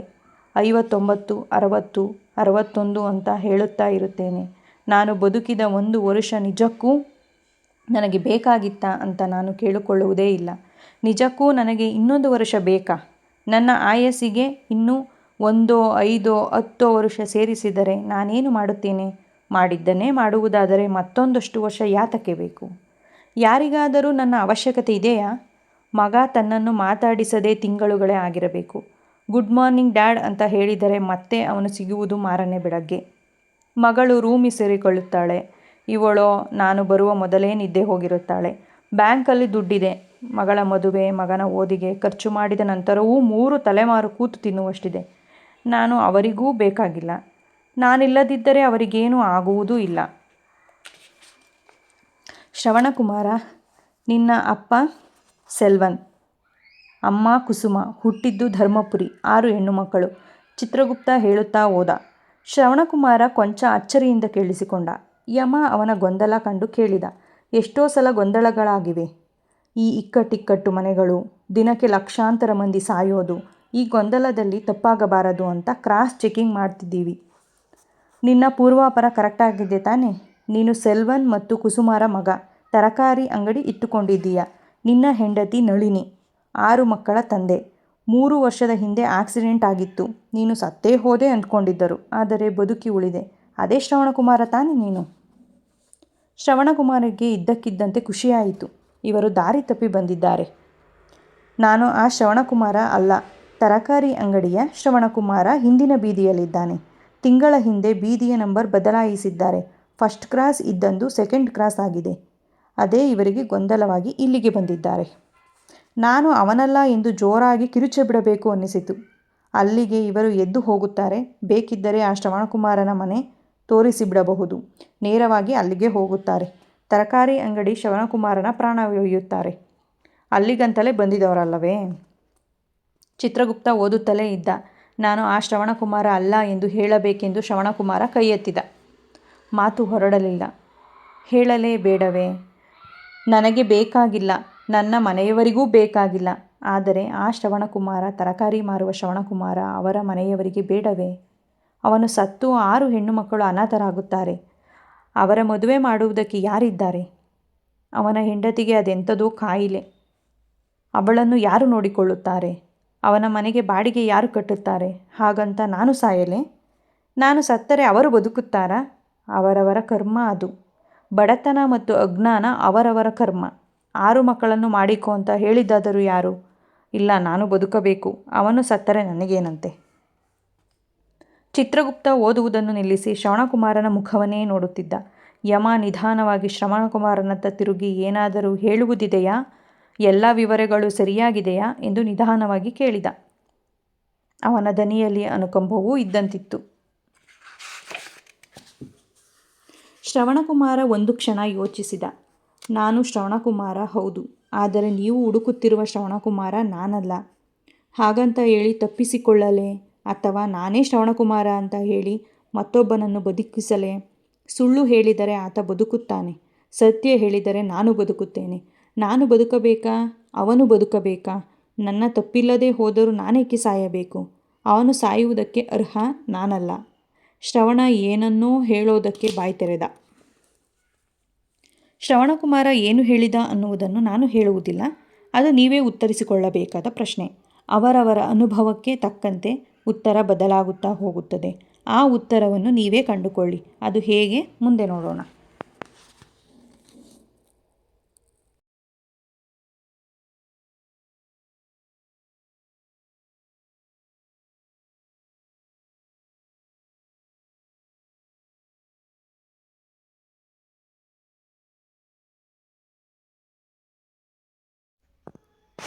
ಸ್ಕೂಲು ಕಾಲೇಜುಗಳಲ್ಲಿ ಓದಿದರೆ ಆ ಪ್ರಶ್ನೆಗೆ ಉತ್ತರ ಸಿಗಲಾರದು. ನಾವೆಲ್ಲ ಕೂತು ಮಾತಾಡುವಾಗ ಅನೇಕ ಸಲ ಕಷ್ಟದ ಪ್ರಸ್ತಾಪ ಬಂದು ಹೋಗುತ್ತದೆ. ಬಾಲ್ಯದಲ್ಲಿ ನಾವು ಎಷ್ಟೆಲ್ಲ ಕಷ್ಟ ಕಾರ್ಪಣ್ಯಗಳನ್ನು ಅನುಭವಿಸಿದ್ದೇವೆ ಅನ್ನುವುದರ ಬಗ್ಗೆ ಮಾತಾಡುತ್ತಾ ಆ ದಿನಗಳಿಗೆ ನಾವು ಜಾರುತ್ತೇವೆ. ಎಷ್ಟೇ ಎತ್ತರಕ್ಕೇರಿದವನಿಗೂ ಅದ್ಯಾಕೋ ಮತ್ತೆ ಮತ್ತೆ ಬಾಲ್ಯಕ್ಕೆ ಜಾರುವ ಆಸೆ, ಆ ದಿನಗಳ ನೆನಪಲ್ಲಿ ಮತ್ತೆ ಜೀವಿಸುವ ಆಸೆ. ನಿಜಕ್ಕೂ ಬಾಲ್ಯ ಅಷ್ಟೊಂದು ದಾರುಣವಾಗಿರುತ್ತದಾ? ನಮ್ಮ ಮಕ್ಕಳು ಸುಖವಾಗಿರಬೇಕು ಎಂದು ಆಸೆ ಪಡುವ ನಾವು ಚಿಕ್ಕವರಿದ್ದಾಗ ಸುಖವಾಗಿರಬೇಕು ಅಂತ ಕನಸು ಕಂಡಿದ್ದೆವಾ? ನಮ್ಮ ಸುಖ ಯಾವುದಾಗಿತ್ತು? ನಾವು ದಾಟಿ ಹೋಗುತ್ತಿದ್ದ ಶ್ರೀಮಂತರ ಮನೆ, ಯಾರೋ ದಿನ ಸ್ಕೂಲಿಗೆ ತರುತ್ತಿದ್ದ ಬೆಣ್ಣೆ ಸವರಿದ ದೋಸೆ, ಮತ್ಯಾರೋ ಹಾಕಿಕೊಳ್ಳುತ್ತಿದ್ದ ಹೊಸ ಶರ್ಟು ನಮ್ಮನ್ನು ಆಕರ್ಷಿಸುತ್ತಿತ್ತಾ? ಸುಮ್ಮನೆ ನಿಮ್ಮ ಬಾಲ್ಯಕ್ಕೊಮ್ಮೆ ಹೋಗಿ ನೋಡಿ. ಅವ್ಯಾವುವೂ ನಿಮ್ಮನ್ನು ಆಕರ್ಷಿಸಿಲ್ಲ ಎಂಬುದು ನಿಮಗೆ ಅರಿವಾಗುತ್ತದೆ. ಶ್ರೀಮಂತ, ಬಡವ, ಸೌಂದರ್ಯ, ಕುರೂಪ, ಮೇಲುಜಾತಿ, ಕೆಳಜಾತಿ, ಮೇಲುವರ್ಗ, ಕೆಳವರ್ಗ ಇಂಥ ಯಾವ ವ್ಯತ್ಯಾಸಗಳೂ ಅಲ್ಲಿರೋದಿಲ್ಲ. ಅಲ್ಲಿ ಕೇವಲ ಸೌಂದರ್ಯದ ಆರಾಧನೆ ಮಾತ್ರ ಕಾಣಿಸುತ್ತದೆ. ಪುಟ್ಟ ಮಗುವಾಗಿದ್ದಾಗ ನಾವು ಜಗತ್ತನ್ನು ಬೆರಗು ಕಣ್ಣುಗಳಿಂದ ನೋಡುತ್ತಿರುತ್ತೇವೆ. ಎಲ್ಲವೂ ಆಶ್ಚರ್ಯದ ಸಂಗತಿಯಾಗಿ ಕಾಣಿಸುತ್ತದೆ. ದೂರದಲ್ಲಿ ಕಾಣಿಸುವ ಬೆಟ್ಟ, ಸಂಜೆಯಾಗುವುದು, ರಾತ್ರಿಯಾಗುವುದು, ಮತ್ತೆ ಬೆಳಗಾಗುವುದು, ಹಗಲಿಗೆ ಸೂರ್ಯ, ರಾತ್ರಿಗೆ ಚಂದ್ರ, ಚಂದ್ರನಿಲ್ಲದ ರಾತ್ರಿಗಳಲ್ಲಿ ನಕ್ಷತ್ರ, ಹಗಲಿನಲ್ಲಿ ನಿಚ್ಚಳವಾಗಿ ಕಾಣುವ ಕಾಡು, ರಾತ್ರಿ ಕಪ್ಪು ಕಪ್ಪಾಗಿ ನೆರಳಿನಂತೆ ಕಾಣುವುದು, ಒಂದೊಂದು ನದಿಯ ನೀರಿಗೆ ಇನ್ನೊಂದೊಂದು ರುಚಿ, ಒಂದೊಂದು ಗಿಡದ ಹೂವಿಗೆ ಒಂದೊಂದು ಬಣ್ಣ, ಹೀಗೆ ಬೆರಗಾಗಿಸುವುದಕ್ಕೆ ಜಗತ್ತಿನಲ್ಲಿ ಏನೆಲ್ಲ ಇದೆ ಎಂದು ಅನ್ನಿಸುವುದು. ಬಾಲ್ಯದಲ್ಲಿ ಅರುವಾಗುವ ಭಾವಗಳು ಎರಡೇ ಎರಡು: ಹಸಿವು ಮತ್ತು ನಿದ್ದೆ. ಅವುಗಳ ಆಚೆಗೆ ಇಡೀ ಜಗತ್ತೇ ಒಂದು ಬೆರಗಿನ ಬಯಲು. ಅಲ್ಲಿ ಬೇರೆ ಯಾವ ಭಾವಗಳಿಗೂ ಜಾಗವಿಲ್ಲ. ಎಲ್ಲವನ್ನೂ ಬಗೆಯುವ ಹುಮ್ಮಸ್ಸು, ಎಲ್ಲವನ್ನೂ ಕಣ್ಣು ತುಂಬಿಸಿಕೊಳ್ಳುವ ಆಸೆ, ಯಾರೂ ತಿದ್ದದೇ ಇರುವ, ಯಾವ ನಿಯಮವೂ ಇರದಂಥ ವಯಸ್ಸು ಅದು. ಹಕ್ಕಿಗಳ ಹಾಡು ಕೇಳುತ್ತಾ ಸಂತೋಷ ಪಡುವ, ಅದು ಯಾವ ರಾಗದಲ್ಲಿ ಹಾಡುತ್ತಿದೆ ಎನ್ನುವುದನ್ನು ಹುಡುಕುವುದಕ್ಕೆ ಹೋಗದ ವಯಸ್ಸಿನಲ್ಲಿ ಎಲ್ಲವೂ ವಿಸ್ಮಯವೇ. ಅಲ್ಲಿ ತಪ್ಪು ಸರಿಗಳ ಪರಿವೇ ಇಲ್ಲ. ಬಿಡುಬೀಸಾದ ಮೈಕೈ, ಓಡುವ ಕಾಲು, ನಿಲ್ಲದ ಕಾಲ. ಆ ಜಗತ್ತಿನಲ್ಲಿ ನಾವು ಏನು ಬೇಕಾದರೂ ಮಾಡಬಹುದಿತ್ತು. ನಮ್ಮನ್ನು ತಿದ್ದುವವರೇ ಇರಲಿಲ್ಲ. ಕಣ್ಣು ಸೋಲುವವರೆಗೆ ಬೆಟ್ಟವನ್ನು ನೋಡುತ್ತಾ ಕೂರಬಹುದಿತ್ತು. ಕಾಲು ಸೋಲುವ ತನಕ ನಡೆಯಬಹುದಿತ್ತು. ಬಾಯಿ ನೋಯುವ ತನಕ ಮಾತಾಡಬಹುದಿತ್ತು. ನಮಗಿಷ್ಟ ಬಂದ ಹಾಗೆ ಆಕಾಶದ ಚಿತ್ರ ಬರೆಯಬಹುದಿತ್ತು. ಚುಕ್ಕಿಗಳೇ ಹಕ್ಕಿಗಳಾಗುತ್ತಿದ್ದವು. ಆಮೇಲೆ ನಮ್ಮನ್ನು ತಿದ್ದುವವರು ಬಂದರು. ನೀನು ಹಾಗೆ ಮಾಡಬಾರದು ಎಂಬ ಪದ ಮೊಟ್ಟ ಮೊದಲನೇ ಸಲ ನಮ್ಮ ಕಿವಿಗೆ ಬಿತ್ತು. ಬೇಡ ಅನ್ನುವ ಶಬ್ದವನ್ನು ನಾವು ಮೊದಲ ಬಾರಿಗೆ ಕೇಳಿದೆವು. ಡೋಂಟ್ ಡೂ ಇಟ್ ಎಂಬ ಎಚ್ಚರಿಕೆಯೊಂದಿಗೆ ನಮ್ಮ ಕುತೂಹಲವನ್ನು ಅಡಗಿಸುವ ಪ್ರಯತ್ನ ಶುರುವಾಯಿತು. ತಪ್ಪು ಎಂಬ ಮಾತು ಕಿವಿಗೆ ಬಿತ್ತು. ಹಾಗೆ ಹೇಳುತ್ತಲೇ ನಮಗಿಷ್ಟ ಇಲ್ಲದೇ ಇರುವುದನ್ನು ಮಾಡಿಸುತ್ತಾ ಹೋದರು. ನಮಗೆ ನಿದ್ದೆ ಬರುತ್ತಿರಲಿಲ್ಲ, ನಿದ್ದೆ ಮಾಡು ಅಂದರು. ನಮಗೆ ಹಸಿವಾಗುತ್ತಿರಲಿಲ್ಲ, ಊಟ ಮಾಡು ಅಂದರು. ನಮಗೆ ಸ್ನಾನ ಮಾಡಬೇಕು ಅನ್ನಿಸುತ್ತಿರಲಿಲ್ಲ, ಸ್ನಾನ ಮಾಡು ಅಂದರು. ಈ ಜಗತ್ತಿನಲ್ಲಿ ಎಲ್ಲಕ್ಕೂ ಒಂದು ನಿಯಮ ಮಾಡಿಬಿಟ್ಟಿದ್ದರು. ಆ ನಿಯಮದ ಪ್ರಕಾರವೇ ಎಲ್ಲರೂ ಬದುಕುತ್ತಿದ್ದರು. ನಾವು ಕೂಡ ಅದೇ ನಿಯಮಕ್ಕೆ ಬದ್ಧರಾಗಿರಬೇಕಾಗಿತ್ತು. ಆ ನಿಯಮವೇ ನಮ್ಮನ್ನು ನಾಶ ಮಾಡಿತು ಕೂಡ.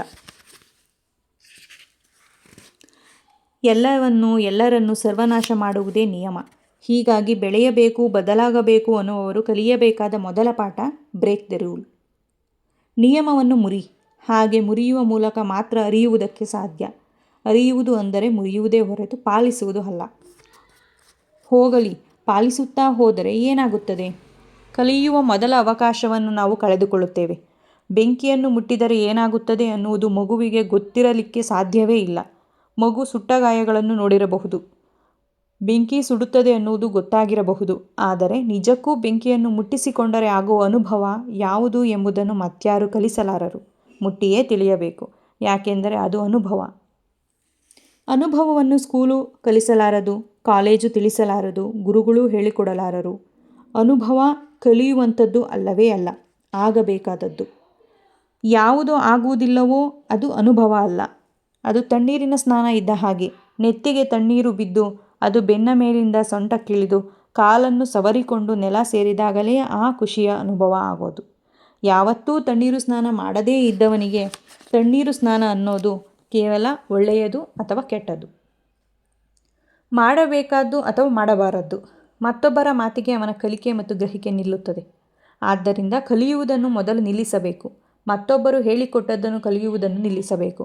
ಕವಿಗಳ ಹಾಡುಗಳನ್ನು ಅದ್ಭುತವಾಗಿ ಹಾಡುತ್ತಿದ್ದ ಸಿ ಅಶ್ವತ್ಥರು ಹೇಳುತ್ತಿದ್ದರು, ನಿಮಗೆ ಸಂಗೀತಗಾರರಾಗಬೇಕೋ? ಹಾಗಿದ್ದರೆ ಸಂಗೀತ ಕಲಿಯಬೇಡಿ. ಹಾಡುವುದನ್ನು ಕಲಿಯುವುದಕ್ಕೆ ನನ್ನ ಬಳಿಗೆ ಬರಬೇಡಿ. ನನ್ನಲ್ಲಿಗೆ ಬಂದು ನೀವು ಹಾಡು ಕಲಿತರೆ ನೀವು ಮತ್ತೊಬ್ಬ ಅಶ್ವತ್ಥರಾಗಬಲ್ಲಿರಿ. ನನ್ನ ಮಿತಿಯೇ ಅದು. ನಾನು ನನ್ನಲ್ಲೇ ಮತ್ತೆ ಸೃಷ್ಟಿಸಲು ನೋಡುತ್ತೇನೆ. ನನ್ನನ್ನು ನೋಡಿ ನನ್ನ ಹಾಡುಗಳನ್ನು ಕೇಳಿ ನೀವು ಕಲಿಯಲು ಯತ್ನಿಸಿದರೆ ಹೆಚ್ಚೆಂದರೆ ನೀವು ನನ್ನಂತೆ ಆಗುತ್ತೀರಿ. ಅದರಿಂದ ಯಾವ ಪ್ರಯೋಜನವೂ ಇಲ್ಲ. ನೀವು ನೀವೇ ಆಗಬೇಕು ಅಂತಾದರೆ ನಿಮ್ಮೊಳಗೇ ಸಂಗೀತ ಹುಟ್ಟಬೇಕು. ಹಾಗೆ ಹುಟ್ಟದೇ ಹೋದರೆ ನೀವು ಸಂಗೀತದ ಸಹವಾಸಕ್ಕೆ ಹೋಗಬಾರದು. ಈ ಜಗತ್ತಿಗೆ ಮತ್ತೊಬ್ಬ ಅಶ್ವತ್ಥನಲ್ಲಿ ನಂಬಿಕೆ ಇಲ್ಲ. ಮತ್ತೊಬ್ಬ ಸಿ ಅಶ್ವಥ್ ಈ ಲೋಕಕ್ಕೆ ಬೇಕಾಗಿಲ್ಲ. ನೀವು ನನ್ನಂತೆ ಹಾಡಲು ಕಲಿತರೆ ಅದೆಷ್ಟೇ ಚೆನ್ನಾಗಿ ಹಾಡಿದರೂ ಜಗತ್ತು ಈತ ಸಿ ಅಶ್ವತ್ಥರಂತೆ ಹಾಡುತ್ತಾನೆ ಎನ್ನುತ್ತಾರೆಯೇ ಹೊರತು ಸೊಗಸಾಗಿ ಹಾಡುತ್ತಾನೆ ಎನ್ನುವುದಿಲ್ಲ. ಹೀಗಾಗಿ ನೀವು ನನ್ನ ಬಳಿ ಸಂಗೀತ ಕಲಿತರೆ ನಿಮ್ಮಲ್ಲಿರುವ ಸಂಗೀತವನ್ನು ಮರೆಯುತ್ತೀರಿ ಅಷ್ಟೇ. ನಾವು ಕಲಿತಾಗ ಆಗುವುದೇ ಅದು. ನಮ್ಮೊಳಗಿನ ಪ್ರತಿಭೆಯನ್ನು ಮರೆತು ನಾವು ಮತ್ತೇನೋ ಆಗುವುದಕ್ಕೆ ಹೊರಡುತ್ತೇವೆ. ಈ ಜಗತ್ತಿನ ಅಷ್ಟೂ ವಿದ್ಯಾಭ್ಯಾಸ ನಮಗೆ ಕಲಿಸುವುದೇ ಅದನ್ನು. ನಮ್ಮೊಳಗಿರುವ ಪ್ರತಿಭೆಯನ್ನು ನಾವು ಒತ್ತಾಯಪೂರ್ವಕವಾಗಿ ಮರೆತು ನಮಗೆ ಒದಗಿ ಬಂದಿದ್ದಲ್ಲದ ಇನ್ನೇನನ್ನೋ ಕಲಿಯುವುದು. ತುಂಬ ಚೆನ್ನಾಗಿ ಚಿತ್ರ ಬರೆಯಬಲ್ಲವನು ಚಿತ್ರ ಬರೆಯಬೇಕು ಅನ್ನುವ ಆಸೆಯನ್ನು ಅದುಮಿಟ್ಟುಕೊಂಡು ಗಾಯಕನಾಗಲು ಹೊರಡುವುದು. ವೇಗವಾಗಿ ಓಡಬಲ್ಲವನು ತನ್ನ ಕಾಲುಗಳನ್ನು ತಾನೇ ಕಟ್ಟಿ ಹಾಕಿಕೊಂಡು ಜಿಗಿಯಲು ಹವಣಿಸುವುದು. ಗಣಿತದ ಸಮಸ್ಯೆಗಳನ್ನು ಸುಲಭವಾಗಿ ಬಿಡಿಸಬಲ್ಲವನು ಕಾವ್ಯ ಬರೆಯಲು ಹೊರಡುವಂತೆ ಮಾಡುವುದೇ ನಮ್ಮ ವಿದ್ಯಾಭ್ಯಾಸ. ವಿದ್ಯಾಭ್ಯಾಸದಿಂದ ಹೊರಗೆ ಬನ್ನಿ ಅನ್ನುವುದು ವಿದ್ಯೆಯ ಉದ್ದೇಶವಾಗಬೇಕು. ನಾನೇಕೆ ಕಲಿಯುತ್ತೇನೆ ಅನ್ನುವುದನ್ನು ಮೊದಲು ಅರ್ಥ ಮಾಡಿಕೊಳ್ಳಬೇಕು. ಈ ಜಗತ್ತಿನ ವಿದ್ಯಾಭ್ಯಾಸ ಎಲ್ಲರನ್ನೂ ತನಗೇನು ಬೇಕೋ ಅದನ್ನು ಮಾಡಲು ಹೊರಡುತ್ತದೆ. ಆಯಾ ಕಾಲಕ್ಕೆ ಯಾವುದು ಚೆನ್ನಾಗಿ ಮಾರಾಟವಾಗುತ್ತದೆ ಅದನ್ನು ಬೆಳೆಯಲು ಹೊರಡುವ ರೈತನಂತೆ. ಹೆತ್ತವರು ಕೂಡ ಮಕ್ಕಳನ್ನು ಮಾರುಕಟ್ಟೆಯ ಅಗತ್ಯಕ್ಕೆ ತಕ್ಕಂತೆ ಬೆಳೆಸಲು ಹವಣಿಸುತ್ತಾರೆ. ನಿಮ್ಮ ಭೂಮಿಯಲ್ಲಿರುವುದು ಕಪ್ಪು ಮಣ್ಣು, ಅಲ್ಲಿ ಹತ್ತಿ ಚೆನ್ನಾಗಿ ಬೆಳೆಯುತ್ತದೆ ಎನ್ನುವುದು ನಿಮಗೆ ಗೊತ್ತು. ಆದರೆ ಹತ್ತಿಗೆ ಮಾರುಕಟ್ಟೆ ಇಲ್ಲ ಅಂತ ಗೊತ್ತಾಗುತ್ತಿದ್ದಂತೆ ನೀವು ಅಲ್ಲಿ ಶೇಂಗಾ ಬೀಜ ಬೆಳೆಯಲು ಹೊರಡುತ್ತೀರಿ. ಆ ಮಣ್ಣಲ್ಲಿ ಶೇಂಗಾ ಬೆಳೆಯುವುದಿಲ್ಲ ಅಂತ ಗೊತ್ತಿದ್ದರೂ ಅದನ್ನೇ ಬೆಳೆಯುತ್ತೀರಿ. ಹೊರಗಿನಿಂದ ರಸಗೊಬ್ಬರ ತಂದು ಸುರಿಯುತ್ತೀರಿ, ಶೇಂಗಾ ಬೆಳೆಯುತ್ತೀರಿ. ಅದರಿಂದ ಶೇಂಗಾದ ರುಚಿಯೂ ಹಾಳಾಗುತ್ತದೆ, ಮಣ್ಣಿನ ಫಲವತ್ತತೆಯೂ ಕೆಡುತ್ತದೆ. ನಮ್ಮ ವಿಚಾರದಲ್ಲೂ ಆಗುವುದು ಅದೇ. ಮಾರುಕಟ್ಟೆಯಲ್ಲಿ ಅತ್ಯಂತ ಹೆಚ್ಚು ದುಡ್ಡು ಕೊಡುವಂಥ ವೃತ್ತಿಗೆ ಹೋಗುವಂತೆ ನಮ್ಮನ್ನು ಪುಸಲಾಯಿಸಲಾಗುತ್ತದೆ. ಕಮ್ಮಾರ ವೃತ್ತಿ ಬಲ್ಲವನನ್ನು ಕಂಪ್ಯೂಟರ್ ಕೆಲಸಕ್ಕೆ ಕಳಿಸುತ್ತದೆ. ಚಮ್ಮಾರನಾಗಬೇಕಾದವನು ಚಿತ್ರಕಾರನಾಗುತ್ತಾನೆ, ಅರ್ಚಕನಾಗಬೇಕಾದವನು ಚಾಲಕನಾಗುತ್ತಾನೆ. ಹಾಗೆ ಬದಲಾಗುವುದು ಶ್ರೇಷ್ಠ ಎಂದು ನಾವು ಭಾವಿಸುತ್ತೇವೆ. ನಮ್ಮಪ್ಪ ಉಳುತ್ತಿದ್ದರು, ನಾನು ಮೇಷ್ಟ್ರಾದೆ ಅಂತ ಅನೇಕರು ಹೆಮ್ಮೆಯಿಂದ ಹೇಳಿಕೊಳ್ಳುತ್ತಾರೆ. ಆದರೆ ಮೇಷ್ಟ್ರ ಕೆಲಸ ರೈತನ ಕೆಲಸಕ್ಕಿಂತ ಉತ್ತಮವೂ ಅಲ್ಲ, ಕೀಳೂ ಅಲ್ಲ. ಎರಡಕ್ಕೂ ಅದರದ್ದೇ ಆದ ಘನತೆ ಇದೆ. ಮೇಷ್ಟ್ರಿಗಷ್ಟಲ್ಲದೆ ಜಗತ್ತು ಬದುಕಬಲ್ಲದು, ರೈತನಿಲ್ಲದೆ ಬದುಕಲಾರದು. ಹೀಗಾಗಿ ರೈತನೇ ಶ್ರೇಷ್ಠ ಅನ್ನುವುದನ್ನು ನಾವು ಒಪ್ಪಿಕೊಳ್ಳಲೇಬೇಕು. ಹಾಗಿದ್ದರೆ ನಾವೇಕೆ ಕಲಿಯುತ್ತೇವೆ? ಅದೊಂದು ದುರಭ್ಯಾಸ ಅಂತ ಹೇಳದೆ ವಿಧಿಯಿಲ್ಲ. ಮಕ್ಕಳನ್ನು ಸ್ಕೂಲಿಗೆ ಕಳಿಸುವುದು, ಎಲ್ಲರಿಗೂ ಏಕಪ್ರಕಾರವಾದ ವಿದ್ಯೆ ಕಲಿಸುವುದು, ಎಲ್ಲರೂ ತಮ್ಮ ತಮ್ಮ ಪ್ರತಿಭೆಯನ್ನೆಲ್ಲ ಮರೆತು ಇನ್ನೇನನ್ನೋ ಆಗುವಂತೆ ಮಾಡುವುದನ್ನು ವೈಜ್ಞಾನಿಕ ಕಲಿಕಾ ವಿಧಾನ ಎಂದು ಕರೆಯಲಾಗುತ್ತದೆ. ನಮ್ಮ ಸಮಾಜ ತನ್ನ ಕೆಲಸವನ್ನು ಸುಲಭ ಮಾಡಿಕೊಳ್ಳುವುದಕ್ಕೆಂದೇ ಮಾಡಿಕೊಂಡ ವ್ಯವಸ್ಥೆ ಇದು. ಯಾರಿಗೂ ಇಲ್ಲಿ ಮತ್ತೊಬ್ಬರ ಪ್ರತಿಭೆಯನ್ನು ಅಳೆಯುವ ಶಕ್ತಿ ಇಲ್ಲ, ಹಾಗೆ ಅಳೆಯುವುದಕ್ಕೆ ಪುರುಸೊತ್ತೂ ಇಲ್ಲ. ಎಷ್ಟೋ ಹೆತ್ತವರಿಗೆ ತಮ್ಮ ಮಕ್ಕಳು ಯಾವ ಕೆಲಸವನ್ನು ಅಚ್ಚುಕಟ್ಟಾಗಿ ಮಾಡಬಲ್ಲರು ಅನ್ನುವುದೇ ಗೊತ್ತಿಲ್ಲ. ಸ್ಕೂಲಿಗೆ ಕಳಿಸಿ ವಿದ್ಯೆ ಕಲಿಸಲು ಹೆಣಗಾಡುವ ಲಕ್ಷಾಂತರ ಮಂದಿ ತಮ್ಮ ಮಕ್ಕಳಿಗೆ ಬದುಕಿನ ಮೂಲಭೂತ ಅಗತ್ಯವಾದ ಅನ್ನ ಬೇಯಿಸಿಕೊಳ್ಳುವುದು, ರೊಟ್ಟಿ ತಟ್ಟುವುದು, ಚಟ್ನಿ ಮಾಡುವುದು, ದೋಸೆ ಎರೆಯುವುದನ್ನು ಕಲಿಸಿರುವುದೇ ಇಲ್ಲ. ಹೀಗಾಗಿ ರಾಕೆಟ್ಟಿನಲ್ಲಿ ಕೂತು ಬಾಹ್ಯಾಕಾಶಕ್ಕೆ ಹಾರಲು ಬೇಕಾದ ತರಬೇತಿ ಪಡೆಕೊಂಡಿರುವ ಜಾಣರಿಗೆ ರಾಗಿ ಮುದ್ದೆ ಮಾಡುವ ಮೂಲಕಲೆಯೇ ತಿಳಿದಿರುವುದಿಲ್ಲ. ಇದನ್ನು ನಾವು ವಿದ್ಯೆ ಮತ್ತು ವಿದ್ಯಾಭ್ಯಾಸ ಎಂದು ಕರೆದು ಸಂಭ್ರಮಿಸುತ್ತೇವೆ. ಹಾಗಿದ್ದರೆ ನಿಜಕ್ಕೂ ವಿದ್ಯೆ ಯಾವುದು? ವಿದ್ಯೆ ಎಂದರೆ ಹೊಳಪುಗೊಳಿಸುವ ಕೆಲಸ. ಭೂಮಿಯನ್ನು ಅಗೆದು ಗಣಿಗಾರಿಕೆ ಮಾಡಿ ಬಂಗಾರದ ಅಂಶವಿರುವ ಲೋಹವನ್ನು ಹೊರತೆಗೆದು ನಂತರ ಅದನ್ನು ಸುಟ್ಟು ಶುದ್ಧಗೊಳಿಸಿ ಅಪರಂಜಿಯನ್ನು ಹೊರತೆಗೆಯುವ ಹಾಗೆ ವಿದ್ಯೆ ಕೂಡ ನಮ್ಮೊಳಗೆ ಹುದುಗಿರುವ ಕೌಶಲವನ್ನು ಬೆಳಗುವ ಕೆಲಸವನ್ನಷ್ಟೇ ಮಾಡಬೇಕು. ಹಿಂದೆ ಸ್ಕೂಲುಗಳು ಅವೇ ಕೆಲಸವನ್ನು ಮಾಡುತ್ತಿದ್ದವು. ಒಂದು ಶಾಲೆಯಲ್ಲಿ ಒಂದೇ ಕ್ಲಾಸಿನಲ್ಲಿ ಓದುತ್ತಿದ್ದ ಹುಡುಗರ ಪೈಕಿ ಕೆಲವರು ಅದ್ಭುತ ಓಟಗಾರರಾಗುತ್ತಿದ್ದರು, ಕೆಲವರು ಸೊಗಸಾದ ವಾಲಿಬಾಲ್ ಆಟಗಾರರಾಗುತ್ತಿದ್ದರು, ಕೆಲವರು ಮೇಷ್ಟ್ರಾಗಲು ಬೇಕಾದ ಕೌಶಲ್ಯ ಕಲಿಯುತ್ತಿದ್ದರು, ಕೆಲವರು ಏನನ್ನೂ ಕಲಿಯದೆ ರೈತ ಗುಣವನ್ನು ಉಳಿಸಿಕೊಂಡು ರೈತರಾಗಿಯೇ ಮುಂದುವರಿಯುತ್ತಿದ್ದರು. ಒಂದಷ್ಟು ಮಂದಿ ಗಾಯಕರಾಗುತ್ತಿದ್ದರು. ಅಂಥ ಕಾಲದಲ್ಲೇ ಸ್ಕೂಲುಗಳಿಂದ ಅದ್ಭುತವಾದ ಕಲಾವಿದರು, ಗಾಯಕರು, ಸಂಗೀತಗಾರರು, ಕಥೆಗಾರರು ಬಂದರು. ಶಿಲ್ಪಿಗಳು, ನಾವಿಕರು, ಚಾಲಕರು, ದೇಶಭಕ್ತರು, ಹೋರಾಟಗಾರರು ಹುಟ್ಟಿಕೊಂಡರು. ಇವತ್ತು ಎಲ್ಲ ಮಕ್ಕಳು 100ಕ್ಕೆ 90 ಅಂಕಗಳನ್ನು ತೆಗೆಯಬೇಕು ಎಂದು ನಿರೀಕ್ಷಿಸುತ್ತಾರೆ. ಅಷ್ಟೊಂದು ಅಂಕಗಳನ್ನು ಪಡೆಯದೇ ಹೋದವನು ದಡ್ಡನೆಂದು ಕರೆಸಿಕೊಳ್ಳುತ್ತಾನೆ. ಎಲ್ಲರೂ ಆತನನ್ನು ದಡ್ಡ ಎಂದು ಕರೆಯತೊಡಗಿ ಅವನಿಗೂ ತಾನು ದಡ್ಡನಿದ್ದರೂ ಇರಬಹುದೇನೋ ಅನ್ನುವ ಅನುಮಾನ ಶುರುವಾಗುತ್ತದೆ. ಆ ಅನುಮಾನದಲ್ಲಿ ನರಳುತ್ತಾ ಆತ ಮತ್ತಷ್ಟು ಕುಗ್ಗುತ್ತಾ ಹೋಗುತ್ತಾನೆ. ಎಷ್ಟು ಚೆನ್ನಾಗಿ ಹಾಡ್ತೀಯಲ್ಲೋ ಅಂತ ಇವತ್ತು ಮೇಷ್ಟ್ರುಗಳು ಒಬ್ಬ ವಿದ್ಯಾರ್ಥಿಯನ್ನು ಕೊಂಡಾಡಿದ್ದನ್ನು ನೀವು ನೋಡಲಾರಿರಿ. ನಿಮ್ಮ ಮಗ ಓದೋದರಲ್ಲಿ ಮುಂದಿಲ್ಲ, ಪರವಾಗಿಲ್ಲ ಬಿಡಿ, ಅದ್ಭುತವಾಗಿ ಚಿತ್ರ ಬರೀತಾನೆ ಅಂತ ಯಾವನಾದರೂ ತಂದೆಯ ಮುಂದೆ ಮೇಷ್ಟ್ರು ಹೇಳಿದರೆ ಆ ತಂದೆ ಸಂತೋಷ ಪಡುವುದಿಲ್ಲ. ಚಿತ್ರ ಬಿಡಿಸೋದು ಹಾಳಾಗೋಗಲಿ, ಅವನಿಗೆ ಮೊದಲು ಪಾಠ ಹೇಳ್ಕೊಡಿ. ಎಲ್ಲರ ಹಾಗೆ ನನ್ನ ಮಗ 100ಕ್ಕೆ 91 ಮಾರ್ಕ್ಸ್ ತೆಗೆಯೋ ಹಾಗೆ ಮಾಡಿ ಅಂತ ಆ ಅಪ್ಪ ರೇಗದಿದ್ದರೆ ಕೇಳಿ. ಹಾಗಿದ್ದರೆ ಕಲಿಕೆಯೇ ಬೇಡವೇ? Thomas Alva Edison, Akira Kurosawa, Puttanna Kanagal, Kuvempu, Shivaram Karanth, Rajkumar, Charlie Chaplin, Picasso, Bhimsen Joshi, Gangubai Hangal, Sachin Tendulkar ಇವರು ಯಾರನ್ನು ಸೃಷ್ಟಿ ಮಾಡಿದ್ದು ವಿದ್ಯೆ ಅಲ್ಲವೇ ಅಲ್ಲ. ಹಾಗೆ ನೋಡಿದರೆ ಇವರೆಲ್ಲರೂ ಅವಿದ್ಯೆಯ ಔಪಾಸಕರು. ಕಲಿಯದೇ ಇದ್ದದ್ದೇ ಅವರ ಕೈ ಹಿಡಿಯಿತು. ಕಲಿತದ್ದು ಉಪಯೋಗಕ್ಕೆ ಬರಲಿಲ್ಲ. ಇವರು ಕೂಡ ಮಿಕ್ಕವರಂತೆ 100ಕ್ಕೆ 100 ಅಂಕ ಪಡೆಯುವ ಪ್ರಯತ್ನದಲ್ಲೇ ಇದ್ದರೆ ಬಹುಶಃ ಸೋತು ಹೋಗುತ್ತಿದ್ದರು. ಗೆದ್ದರೂ ಗುಮಾಸ್ತರಾಗಿಯೋ ವ್ಯಾಪಾರಿಗಳಾಗಿಯೋ ಇರುತ್ತಿದ್ದರು. ಖಂಡಿತ ಈಗ ಏರಿರುವ ಹಂತಕ್ಕೆ ಏರುತ್ತಿರಲಿಲ್ಲ. ವಿದ್ಯೆ ಏನು ಮಾಡುತ್ತದೆ ಮತ್ತು ಏನು ಮಾಡುವುದಿಲ್ಲ ಎನ್ನುವುದನ್ನು ಒಂದು ಪುಟ್ಟ ಪ್ರಸಂಗ ಹೇಳುತ್ತದೆ.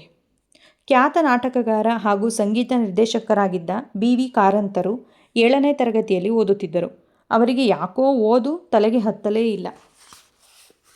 ಅವರ ಶಿಕ್ಷಕರೆಲ್ಲ ಇನ್ನೂ ಕಷ್ಟಪಟ್ಟು ಓದು, ರಾತ್ರಿಯೆಲ್ಲ ಅಭ್ಯಾಸ ಮಾಡುವಂತ ಒತ್ತಾಯ ಮಾಡುತ್ತಿದ್ದರಂತೆ. ಆ ಒತ್ತಾಯದಿಂದ ಬೇಸತ್ತು ಹೋದ ಬಿ.ವಿ. ಕಾರಂತರು ಒಂದು ರಾತ್ರಿ ಊರು ಬಿಟ್ಟು ಮೈಸೂರು ಸೇರುತ್ತಾರೆ. ಅಲ್ಲಿ ನಾಟಕ ಮಂಡಳಿಗೆ ಸೇರುತ್ತಾರೆ. ನಾಟಕ ಕಲಿಯುತ್ತಾರೆ. ಮುಂದೆ ವಿಶ್ವವೇ ಮೆಚ್ಚುವಂಥ ನಾಟಕಕಾರರಾಗುತ್ತಾರೆ. ಅವರು ಸ್ಕೂಲು ಬಿಟ್ಟು ಓಡಿ ಹೋದ ದಿನಗಳಲ್ಲಿ ಅವರ ಸ್ಕೂಲಿನಲ್ಲಿ ಪಾಠ ಮಾಡುತ್ತಿದ್ದ ಮೇಷ್ಟ್ರುಗಳೆಲ್ಲ ದಡ್ಡ ವಿದ್ಯಾರ್ಥಿಗಳಿಗೆ ಸ್ಫೂರ್ತಿ ತುಂಬುವುದಕ್ಕೆ ಬಿ.ವಿ. ಕಾರಂತರ ಉದಾಹರಣೆ ಕೊಡುತ್ತಿದ್ದರಂತೆ. ನೀವು ಚೆನ್ನಾಗಿ ಓದದೇ ಹೋದರೆ, ಮನಸ್ಸಿಟ್ಟು ಕಲಿಯದೇ ಹೋದರೆ ಬಿ.ವಿ. ಕಾರಂತರ ಹಾಗೆ ಊರು ಬಿಟ್ಟು ಓಡಿ ಹೋಗಬೇಕಾಗುತ್ತದೆ. ಹಾಗಾಗಬಾರದು ಎಂದರೆ ಮನಸ್ಸಿಟ್ಟು ಓದಿರಿ, ಕಲಿಯಿರಿ ಎಂದು ಬುದ್ಧಿವಾದ ಹೇಳುತ್ತಿದ್ದರಂತೆ. ಆ ಮಾತು ಕೇಳಿಕೊಂಡು ಗಮನವಿಟ್ಟು ಪಾಠ ಓದಿದ ಮಕ್ಕಳು ಗುಮಾಸ್ತರಾಗಿ, ಮೇಷ್ಟರಾಗಿ, ಸರ್ಕಾರಿ ನೌಕರರಾಗಿ, ಕೊನೆಗೂ ಯಾರಿಗೂ ಗೊತ್ತಿಲ್ಲದವರಂತೆ ಬದುಕಿ ನಿವೃತ್ತರಾಗಿ ತೀರಿಕೊಂಡರು. ಕಾರಂತರ ಹೆಸರು ಮಾತ್ರ ಚಿರವಾಗಿ ಉಳಿಯಿತು. ಈಗ ಅದೇ ಕಾಲೇಜಿನಲ್ಲಿ ಮೇಷ್ಟರು. ನಮ್ಮ ಕಾಲೇಜಿನಲ್ಲಿ ಬಿ.ವಿ. ಕಾರಂತ ಎಂಬ ವಿದ್ಯಾರ್ಥಿ ಇದ್ದ. ಅವನಲ್ಲಿ ಎಂಥ ಪ್ರತಿಭೆ ಇತ್ತು ಎಂದರೆ ಅವನು ಮೈಸೂರಿಗೆ ಹೋಗಿ ಸ್ವಂತ ಶಕ್ತಿಯಿಂದ ನಾಟಕ, ಸಂಗೀತ, ಅಭಿನಯ ಕಲಿತು ಇಡೀ ರಾಷ್ಟ್ರವೇ ಮೆಚ್ಚುವಂಥ ದೊಡ್ಡ ಸ್ಥಾನಕ್ಕೆ ಏರಿದ್ದಾನೆ ಎಂದು ಪಾಠ ಹೇಳುತ್ತಾರಂತೆ.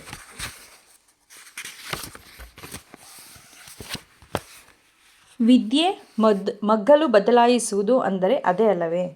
ಮತ್ತೆ ಅದೇ ಪ್ರಶ್ನೆಗೆ ಮರಳೋಣ. ನಮಗೆ ವಿದ್ಯೆ ಬೇಡವೇ? ನೀನು ಬುದ್ಧಿವಂತನಾದರೆ ವಿದ್ಯೆ ಬೇಕಾಗಿಲ್ಲ. ದಡ್ಡನಾಗಿದ್ದರೆ ವಿದ್ಯೆಯನ್ನೇ ಕಲಿಯಬೇಕು. ನೀನು ಸಾಹಸಿಯಾಗಿದ್ದರೆ ಏನನ್ನೂ ಕಲಿಯಬೇಕಾಗಿಲ್ಲ. ಭಯಸ್ಥನಾಗಿದ್ದರೆ ಕಲಿಯುವುದು ತೀರಾ ಅಗತ್ಯ. ನೀನು ದಿಟ್ಟತನದಿಂದ ಕೂಡಿದ್ದರೆ ವಿದ್ಯೆಯನ್ನು ನಿನಗೆ ಜೀವನವೇ ಕಲಿಸುತ್ತದೆ. ನೀನು ಹೇಡಿಯಾಗಿದ್ದರೆ ವಿದ್ಯೆ ಕಲಿತರೆ ಮಾತ್ರ ಜೀವನ ನಡೆಸುವುದಕ್ಕೆ ಸಾಧ್ಯ. ನೀನು ಪ್ರಕೃತಿಯ ಹಾಗೆ ಬದುಕಬಲ್ಲೆಯಾದರೆ ಈ ಜಗತ್ತೇ ನಿನ್ನ ಪಾಠಶಾಲೆ. ನಿನ್ನ ಪ್ರಕೃತಿಯೇ ನಿನಗೆ ಗೊತ್ತಿಲ್ಲದೆ ಹೋದರೆ ಸ್ಕೂಲುಗಳೇ ನಿನಗೆ ಆಶ್ರಯ ತಾಣ. ಶಾಲೆಗೆ ಹೋದರೆ ಏನು ಕಲಿಯಬೇಕು? ನೀವು ಕಲಿತಿದ್ದು ಸರಿಯಾಗಿದೆಯಾ? ನಿಜಕ್ಕೂ ಕಲಿಯಬೇಕಾದ್ದು ಏನು ಅನ್ನುವುದನ್ನು ಮತ್ತೊಮ್ಮೆ ನಿರ್ಧರಿಸಿ. ಒಳ್ಳೆಯ ಈಜುಪಟು ನಿನಗೆ ಈಜುವುದನ್ನು ಕಲಿಸಬಲ್ಲ. ಆದರೆ ಈಜಲು ಬೇಕಾದ ಧೈರ್ಯವನ್ನು ಕಲಿಸುವುದು ಬದುಕುವ ಆಸೆ. ಪ್ರವಾಹ ಉಕ್ಕಿ ಹರಿಯುತ್ತಿರುವ ನದಿಗೆ ಬಿದ್ದಾಗಲೂ ಈಜುವ ಶಕ್ತಿ ಇದೆಯಲ್ಲ, ಅದು ಕಲಿಸಿದ್ದು ಮೇಷ್ಟ್ರರಲ್ಲ, ಬದುಕು. ಅಂಥ ವಿದ್ಯೆಯನ್ನು ಕಲಿಯಬೇಕಿದ್ದರೆ ಮೊದಲು ಏನನ್ನು ಕಲಿಯಬಾರದು ಎಂಬ ನಿರ್ಧಾರ ಮಾಡಬೇಕು. ಕಲಿಕೆ ನನಗೆ ಹೊಸತನ್ನು ಕಲಿಸಬೇಕೇ ಹೊರತು ನನ್ನಲ್ಲಿ ಈಗಾಗಲೇ ಇರುವ ಪ್ರತಿಭೆಯನ್ನು ಮೆರೆಸಬಾರದು ಎಂದು ತಿಳಿದುಕೊಳ್ಳಬೇಕು. ಹೊಸತನ್ನು ಕಲಿಯುವ ಹುಮ್ಮಸ್ಸಿನಲ್ಲಿ ಒಳಗೆ ಇರುವ ಕಲೆಯನ್ನು ಮರೆಯಬಾರದು. ಎಲ್ಲರ ಜೊತೆಗೆ ಸಾಗುವುದಕ್ಕೆ ವಿದ್ಯೆ, ಎಲ್ಲರನ್ನೂ ಮೀರುವುದಕ್ಕೆ ಪ್ರತಿಭೆ ಅನ್ನುವುದನ್ನು ಅರ್ಥ ಮಾಡಿಕೊಳ್ಳಬೇಕು. ಯಾರೋ ಕೇಳಿದರಂತೆ, ಪ್ರತಿಭೆ ಮತ್ತು ಕಲಿಕೆಯ ನಡುವಿನ ವ್ಯತ್ಯಾಸ ಏನು? ಹೇಗೆ ಅಡುಗೆ ಮಾಡಬೇಕು ಅನ್ನೋದನ್ನು ಕಲಿಯುವುದು ಕಲಿಕೆ. ಮಾಡಿದ ಅಡುಗೆಯೊಳಗೆ ರುಚಿಯನ್ನು ಹೇಗೆ ಹಾಕಬೇಕು ಅನ್ನೋದನ್ನು ಕಲಿಸೋದು ಪ್ರತಿಭೆ ಎಂಬ ಉತ್ತರ ಬಂತಂತೆ. ಬೆಟ್ಟವು ಮಾಯವಾಗುವ ಕಥೆಯಲ್ಲಿ ಉತ್ತರವಿದೆಯಾ? ತುಂಬ ಕಷ್ಟಗಳಿದ್ದವು. ಬರೆದು ಮುಗಿಸಬೇಕಾದದ್ದು ಸಾಕಷ್ಟಿತ್ತು. ಸೀರಿಯಲ್ಲು ಎಷ್ಟೇ ಚೆನ್ನಾಗಿ ಮಾಡಿದರೂ TRP ಬರುತ್ತಿರಲಿಲ್ಲ. ಮನೆಯ ಸಾಲ ಬೆಟ್ಟದಂತೆ ತಲೆಯ ಮೇಲೆ ಕೂತಿತ್ತು. ಕಚೇರಿಯಲ್ಲಿ ಕೆಂಡ ಕೋಪದ ಬಾಸ್ ಬಂದು ಕೂತಿದ್ದ. ಪಕ್ಕದ ಮನೆಯ ಮಹಾಶಯನೊಬ್ಬ ವಿನಾಕಾರಣ ಪೀಡಿಸುತ್ತಿದ್ದ. ಮನಸ್ಸು ಕೆಟ್ಟು ಹೋಗಿತ್ತು. ಅದರ ಮಧ್ಯೆ ಅನಾರೋಗ್ಯ ಕಾಡತೊಡಗಿತು. ಮನಸ್ಸಿಗೆ ಸಖತ್ ಹಿಂಸೆಯಾಗತೊಡಗಿತು. ಹೀಗೆ ಬದುಕುವ ಬದಲು ಸತ್ತು ಹೋಗುವುದು ವಾಸಿ ಅನ್ನಿಸತೊಡಗಿತು. ಜೀವನವೇ ದಾರುಣವಾದ ಸಂಗತಿ ಎಂದು ಭಾಸವಾಗಿ ಎಲ್ಲರ ಮೇಲೂ ರೇಗುವುದಕ್ಕೆ ಆರಂಭಿಸಿದೆ. ಸಿಟ್ಟು ಪ್ರಧಾನ ಪಾತ್ರ ವಹಿಸಲಾರಂಭಿಸಿತು. ಯಾರನ್ನು ಕಂಡರೂ ಸಿಟ್ಟಾಗುತ್ತಿದೆ. ಎಲ್ಲರ ಮೇಲೂ ಮುಗಿಬೀಳುತ್ತಿದ್ದೆ. ಎಲ್ಲರನ್ನೂ ಶತ್ರುಗಳಂತೆ ನೋಡುತ್ತಿದ್ದೆ. ಒಂದು ದಿನ ಯಾರ ಬಳಿಯೋ ಮಾಡಿದ ಸಾಲ ತೀರಿಸಲಾಗದೆ ಅವರಿಗೆ ಇನ್ನೊಂದಷ್ಟು ಸಮಯ ಕೊಡಿ ಎಂದು ಕೇಳುವುದಕ್ಕೆ ಮಂಗಳೂರಿಗೆ ಹೋಗಿದ್ದೆ. ಅಲ್ಲಿಂದ ಮರಳುವ ಹೊತ್ತಿಗೆ ನನ್ನ ಪುಟ್ಟ ಮಗಳೂ ಜೊತೆಗೆ ಬಂದಳು. ಇಬ್ಬರೂ ಕಾರಲ್ಲಿ ಹೊರಟಿದ್ದೆವು.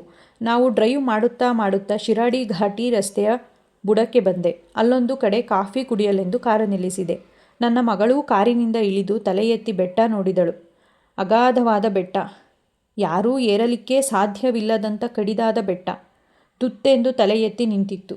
ಅಬ್ಬಾ, ಇಷ್ಟು ಎತ್ತರದ ಬೆಟ್ಟ ಹತ್ತಬೇಕಾ ನಾವು? ಮಗಳು ಅಚ್ಚರಿ ಮತ್ತು ಗಾಬರಿಯಿಂದ ಕೇಳಿದಳು. ನಾನು ತಲೆಯಾಡಿಸಿದೆ. ಕಾಫಿ ಕುಡಿದು ಬೆಟ್ಟ ಹತ್ತುತ್ತಾ ಹೋದೆವು. ಕಾರು ತಿರುವುಗಳನ್ನು ಬಳಸುತ್ತಾ ಬೆಟ್ಟ ಏರುತ್ತಿತ್ತು. ನನ್ನ ಮಗಳು ಅದನ್ನು ನೋಡುತ್ತಾ ಹಾಗೆ ನಿದ್ದೆ ಹೋದಳು. ಅವಳಿಗೆ ಎಚ್ಚರವಾಗುವ ಹೊತ್ತಿಗೆ ನಾನು ಬೆಟ್ಟದ ತುದಿಗೆ ಬಂದಿದ್ದೆ. ಮಗಳು ಕಣ್ಣು ಬಿಟ್ಟು ಸುತ್ತಲೂ ನೋಡಿದಳು. ನಾವು ಎಲ್ಲಿದ್ದೇವೆ ಎಂದು ಕೇಳಿದಳು. ಬೆಟ್ಟದ ತುದಿ ತಲುಪಿದ್ದೇವೆ ಅಂದೆ. ಹತ್ತಿದ ಮೇಲೆ ಬೆಟ್ಟವೇ ಮಾಯವಾಯ್ತಲ್ಲ ಅಂತ ಅಚ್ಚರಿಯಿಂದ ಉದ್ಗರಿಸಿದಳು.